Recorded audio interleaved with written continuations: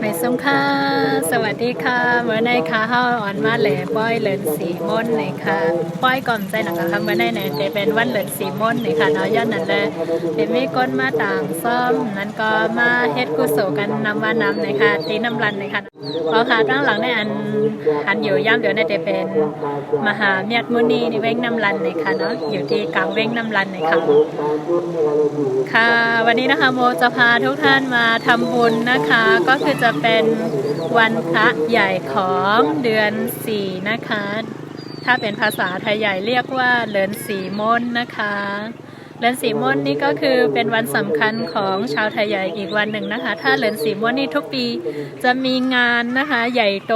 มากๆเลยนะคะเกือบทุกที่ที่มีตามเจดีย์สถานที่ต่างๆนะคะก็จะมี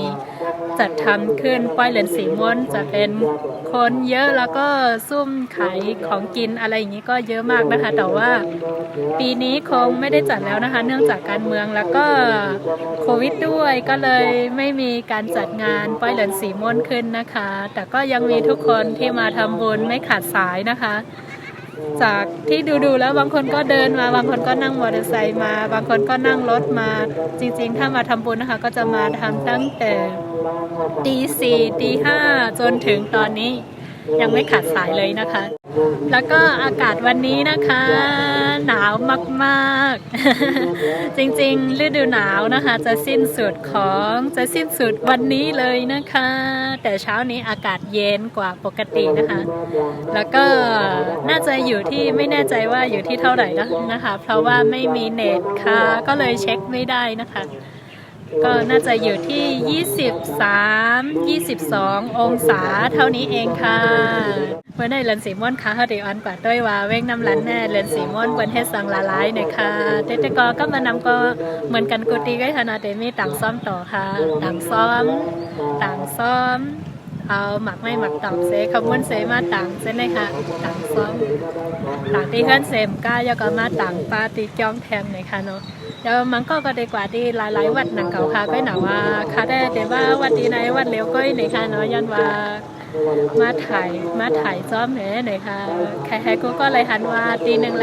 น่มันเอาเหมือนกันนั้นก็เหมือนกันหน้าเนี่ยมันตั้งหันถึงมาอะไรอยู่ในค่ะนะเพราะฉะนั้นค่ะเขาเดี๋ยวออนก่อนด้วยตั้งในเนี่ยค่ะงั้นเข้าไปชมกันเลยค่ะโอเคเขากัดด้วยจ้อมกันค่ะที่ทุกท่านเห็นอยู่ตอนนี้นะคะข้างหลังจะเป็นวัดย่องหลงนะคะก็จะเป็นวัดกลางเมืองเลยนะคะค่ะกูก็หันอยู่ในเป็นวัดย่องหลงน้ำลันเนี่ยค่ะเนาะย่อก็มาตีกองมูสีตีย่อก็มาแทงมหาเมียดมุนีเว้งน้ำลันเนี่ยค่ะ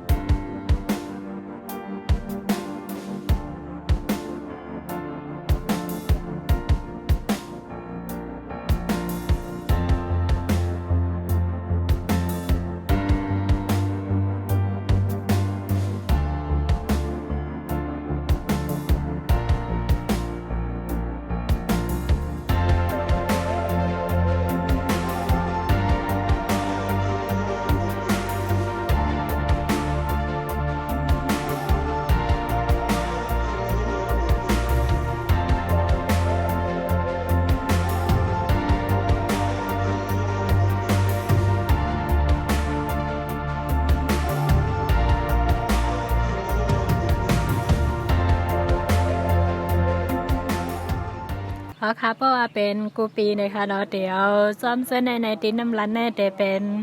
เสียงตั้งขายร้านตั้งขายแล้วก็กูจะกูลองค่ะแล้วก้นก็เต็นน้ำซ้อมเส้นในเต็มหมดนะคะปีในแต่ย้อนว่า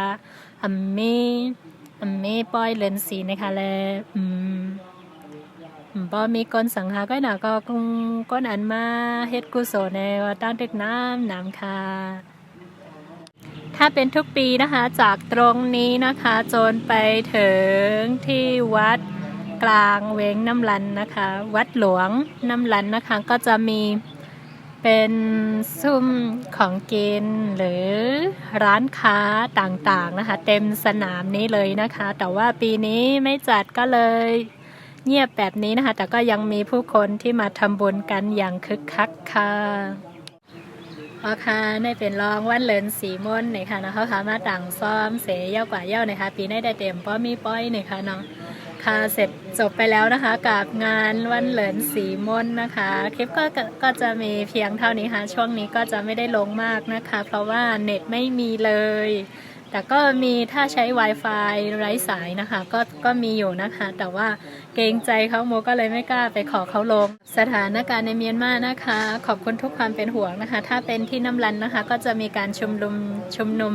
เล็กน้อยแต่ก็ไม่มีอะไรเกิดขึ้นนะคะแต่ตอนเย็นก็จะไม่กล้าออกจากบ้านกันเท่านั้นเองค่ะก็ตามเมืองหลวงต่างๆช่วงนี้ก็ไม่ได้ติดตามข่าวนะคะแถม Wi-Fi ก็ไม่มีอีกก็เลยไม่ทราบว่าตอนนี้นะข่าวเป็นยังไงนะคะแต่ว่าต่างประเทศโมแน่ใจว่าทุกท่านน่าจะทราบกว่าอีกนะคะทราบกว่าโมอีก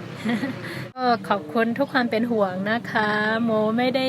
ตอบนะคะช่วงนี้ไม่ได้ตอบจริงๆเลยนานมากแล้วหวังว่าทุกท่านคงไม่น้อยใจแล้วก็ไม่เบื่อกันนะคะเอาไว้มีเน็ตโมจะมาตอบแน่นอนค่ะค่ะโมก็จะขอจบคลิปเพียงเท่านี้ก่อนนะคะเจอกันใหม่ในวิดีโอหน้าค่ะค่ะเดี๋ยวย้อนปอการได้ก่อนนะคะเราจำกันทบกันใหม่ในวิดีโอหน้าค่ะยินส้มใหญ่ๆน้ำตีปันแห้งค่ะหน่วยส้มค่ะสวัสดีค่ะ